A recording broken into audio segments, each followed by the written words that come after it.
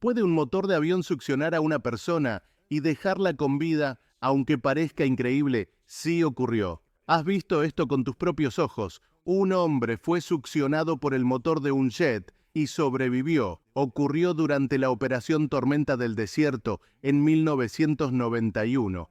En la madrugada del 20 de febrero, un A-6 Intruder estaba siendo preparado para despegar. Un joven de 21 años, John Bridge, miembro del equipo de mantenimiento, se encontraba demasiado cerca del motor.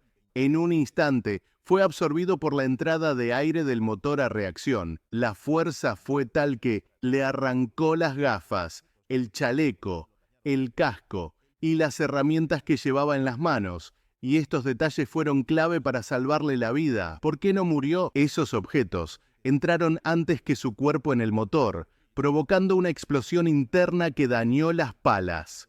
Cuando algo que no es aire, pero tampoco es completamente sólido, entra en un motor a reacción, normalmente queda reducido a una masa informe. Las palas giran entre 1000 y 20.000 revoluciones por minuto. Es como una batidora gigante, pero con una diferencia crucial. No están diseñadas para triturar objetos. Al dañarse primero, el piloto detectó la falla y apagó el motor.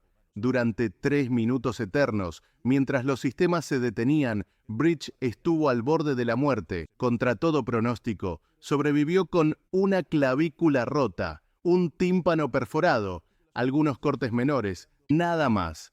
Muy pocas personas en una situación así pueden contarlo. ¿Qué pasa normalmente cuando alguien entra en un motor? En una pelea entre un motor a reacción y un ser humano, el ganador es siempre el motor. El proceso es brutal. Las primeras palas destrozan lo blando, otras palas más pequeñas reducen los restos. El cuerpo se convierte en una sustancia biológica. Entra a la cámara de combustión, sale por la tobera como partículas gaseosas. Todo ocurre tan rápido que el motor apenas parpadea. Por eso, los motores tienen advertencias pintadas en sus góndolas, las cubiertas externas. Nunca acercarse al frente del motor en marcha.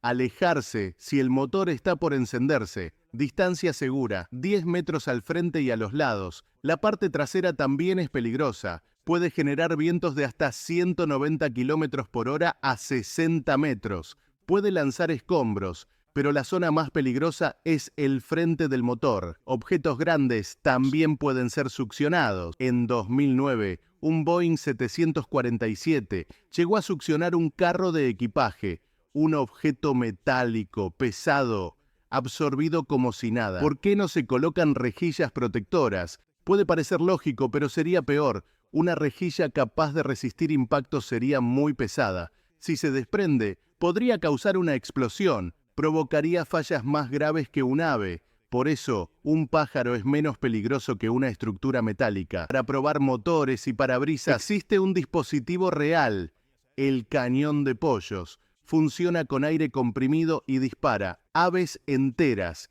con plumas, huesos y órganos. Se usa desde 1942.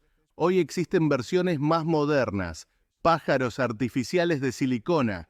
Imitan músculos y esqueleto, son más limpios, pero mucho más caros. En 1990, un avión que volaba de Birmingham a Málaga sufrió la explosión de 2 parabrisas de cabina por una mala sujeción.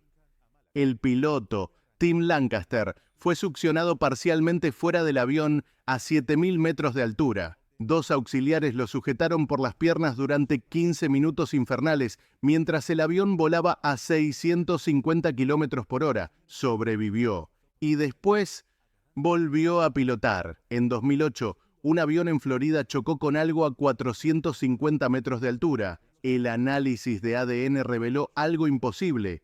Era un venado. Luego se descubrió la verdad.